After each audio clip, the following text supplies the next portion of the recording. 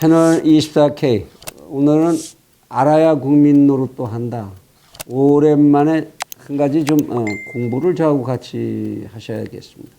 사회과학이 가지고 있는 이제 다양한 프로젝트, 그러니까 사업을 선택하는 방법, 그 툴이라고 그러는데요. 이제 이 툴에 여러 가지가 있습니다. 지난 시간에 이제 BC 분석에 대해서 한번 말씀을 드린 적이 있는데, 이번 시간에는 거기 이어서 스와트 분석이라는 걸 한번 공부를 같이 해보시면 어떨까 싶습니다.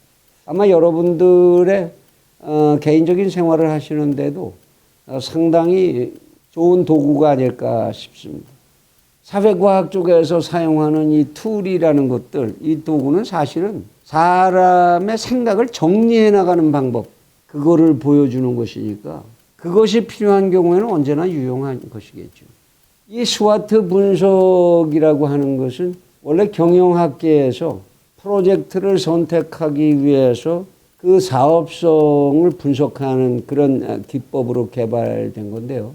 그 도면이 4분할이 되어 있지요. 왼쪽 맨 위에 있는 것이 strength, S라고 표현하는 겁니다. 이 사업이 가지는 장점 또는 강점, 이 사업을 우리가 할 때에 우리가 가지고 있는 장점 또는 강점, 이걸 표시하는 겁니다. 그 오른쪽에 보면 weakness라고 되어 있습니다. 우리가 이 사업을 하기 위해서 극복해야 되는 약점, 또 왼쪽 아래쪽에 보면 opportunity라는 항목이 나옵니다. 이 사업을 우리가 할 수 있고 활용할 수 있는 기회이익이라는 게 뭐가 있는가, 이거를 열거하는 것입니다. 그 오른쪽으로 옮겨가 보면 threat라고 되어 있습니다. 이 사업을 우리가 하는 데 있어서 돌발적으로 있을 수도 있고 항상 존재할 수 있는 위협 요소는 어떤 것들이 있는가, 이런 것들을 쭉 열거를 해보는 겁니다. 각 난에다가. 그리고 각 난마다 밑에는 카운터 플랜이라는 게 이제 들어가 있는데요. 각각의 장점과 기회는 극대화하는 방법을 찾아서 집어넣고, 약점과 위협 요소에는 이것을 극복하는 방법, 이것들을 쭉 열거해 보는 겁니다. 이렇게 하나의 도면 속에 이 요소들을 전부 집어넣고 나서 보면 이 사업 해야 되는지 안 해야 되는지, 하기 위해서는 우리는 어떠한 일들을 해야 되는지, 이런 것들이 아주 선명해질 수 있는 장점이 있죠.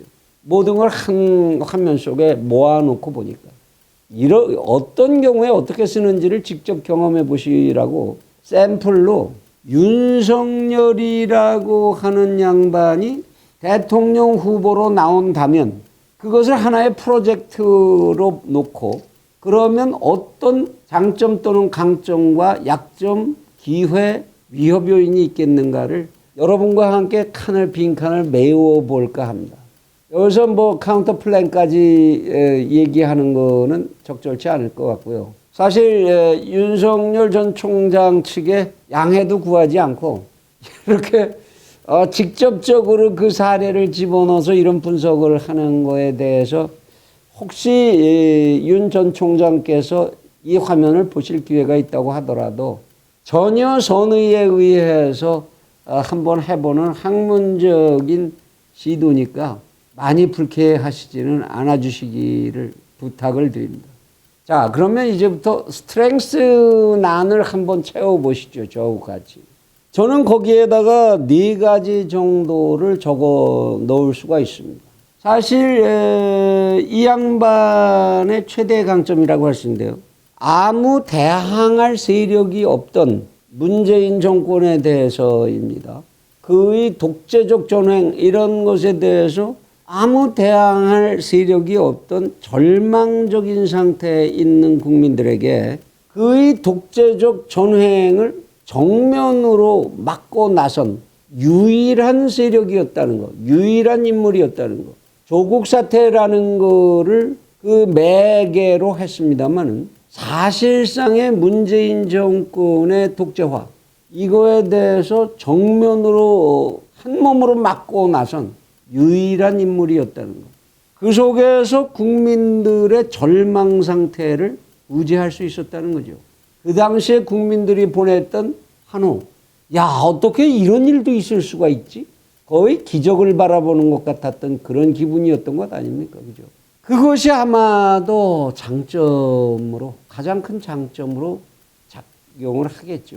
두 번째로, 정권이 교체가 내년에 된다. 그러면 그렇게 교체가 되고 난 다음에 이 문재인 정권이 어질러 놓은 정말 정신 차리기 어려운 이 난정을 이거를 일단 정리를 해야 될 텐데 그 난정을 정리할 수 있는 법률적인 지식과 경험을 충분히 축적하고 있는 인물로 보인다는 거죠. 세 번째 장점을 보면 흔히 모든 정치인들에게 따라붙게 마련인 개인적인 비리에 연루된 사실이나 또는 특별히 부정하거나 부패한 인상을 가지고 있지 않다라는 점입니다. 네 번째로 이러한 난정의 정리나 또는 대한민국의 미래를 열어야 하는 이 어마어마한 큰 짐이 다음번 집권 세력에게 등에 그 큰 짐이 지워질 텐데 그러한 큰 짐을 부담할 만한 뚝심과 정신적 중심을 갖춘 성정을 가지고 있는 것으로 인식이 되고 있다라는 점. 이런 것들이 윤 전 총장이 대통령 후보로서 가지게 되는 큰 장점이 아닌가 그런 생각을 합니다. 그럼 이번엔 약점, 위크니스로 한번 넘어가 보면 윤 전 총장이 가지고 있는 가장 강한 약점은 뭐죠? 문재인 정권이 진행한 이명박, 박근혜라고 하는 전 정권에 대한 적폐청산, 그것을 위해서 사법적인 칼날을 들이대는데 사실상 전면적으로 그 임무를 감당했었다는 것. 여기에는 이재용 삼성 회장을 감옥에 집어넣은 것까지가 포함되는 겁니다. 이걸 어떻게 해명할 수 있겠느냐 하는 것은 분명히 약점이 될 겁니다. 또 하나, 지금 이제 이런저런 공작의 냄새도 납니다만은 처가 측에 대한 비리 의혹, 이것이 현재 권력에 의해서 수사 대상이 되어 있다라는 거죠. 또는 공수처에서 이거는 어쩌면 국민들이 오히려 윤 총장을 보호하려고 나서는 이런 매개가 될지도 모르지만 윤 총장 자신도 수사 대상에 올라 있다라는 것. 이것이 자칫하면 결정적 약점으로 작용하게 될 가능성을 배제할 수가 없죠. 세 번째, 윤 전 총장이 가지고 있는 공무원 경력은 전부가 검찰 업무에만 집중이 돼 있어서 검찰 업무 이외의 폭넓은 국정에 대한 그런 안목이 형성되어 있는지 모든 사물을 형법적 사고로만 들여다보게 된 그러한 고정화된 인격이나 지식체계가 자리 잡고 있는 것은 아닌지 여기에 대해서 객관적으로 판단할 수 있는 근거가 제시되어 있지 않다라는 것. 이것이 하나의 약점이 될 수 있을 겁니다. 또 하나, 문재인 정권과 대립하는 과정에서도 나는 피해자다라는 수동적인 입장을 견지함으로써 거기에서 얻어지는 피해자의 반사이익, 피해자로서의 반사이익, 그런 이익을 얻은 것 이외에 자신이 가지고 있는 권리, 권력, 그것을 적극적으로 단호하게 행사함으로써 대응하는 모습은 보여주지 않았다는 거죠.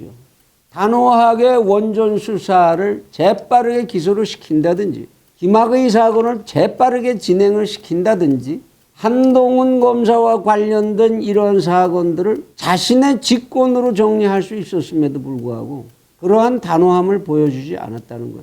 심지어는 추미애 장관의 불법성이나 이런 것들에 대해서 정면으로 부딪히는, 직권에 의해서 부딪히는 그런 과단성 같은 것을 보여주지 못했다는 거죠.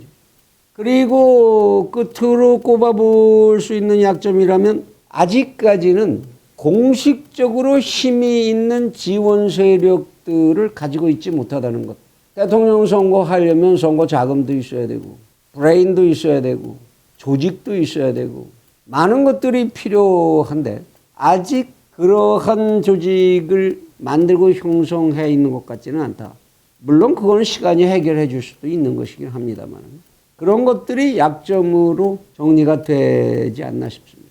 그리고 이제 opportunity, 어떤 기회이익이 있겠느냐. 찬스를 잡으면 이것이 장점으로 그냥 넘어갈 수 있는. 그건 무엇보다도 현재 여론조사 기관들이 거의가 친정부적인데도 불구하고 친정권적인데도 불구하고 유권자들의 소표 선호도에 있어서 가장 높은 비율을 획득하고 있다는 것. 이것은 윤 총장이 계속 관리함으로써 자기의 결정적 장점을 만들 수 있는 기회 요인이 된다고 봐야 할 겁니다. 그리고 그 다음으로 꼽아볼 수 있는 게 현재 기성 야당에서 그 야당 내에 경쟁력 있어 보이는 후보가 등장하고 있지 아니하고 앞으로도 등장할 가능성이 높지 않다는 것.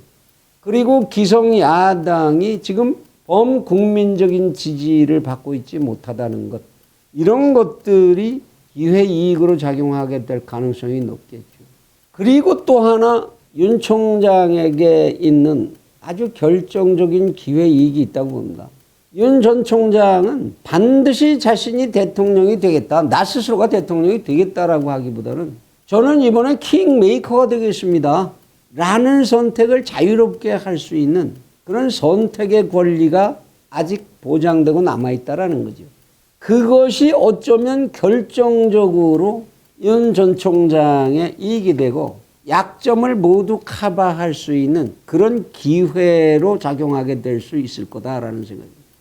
또한 기성정당들이 보나마나 지금도 이미 참 심각하게 시작이 되고 있습니다만은 공격을 해올 텐데 이 공격을 슬기롭게 잘 방어만 한다면 오히려 전화위복으로 만들 가능성이 누구보다도 크다. 국민들의 보호 본능을 자극시킬 수 있는 그런 기회이익을 가질 수 있을 거다라는 분석을 해보게 됩니다.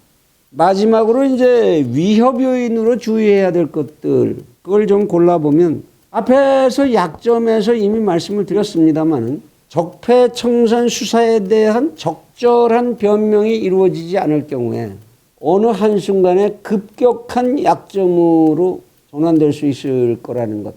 이 부분이 위협 요소로 가장 큰 위협 요소가 되지 않을까 싶습니다. 그리고 처가에 대한 의혹이 거기에 자신이 관련된 것으로 밝혀지거나 이 사건이 악의적으로 이회창 대통령 후보 선거 때 만들어졌던 김대업 공작 같은 이런 공작에 휘말릴 위협 요인이 된다. 현재 여당은 승리를 위해서는 기꺼이 그런 선택도 할 수 있을 거라고 보기 때문이죠. 또 하나 만일에 어떤 이유에서건 착각 때문에 의해서건 어떤 이유 때문이건 정당을 선택하거나 또는 제3지대를 잘못 선택해서 그 행위가 결국 자살골이 될 가능성 그것도 여전히 위협 요소로 남아있는 것이라고 봐야 되겠죠.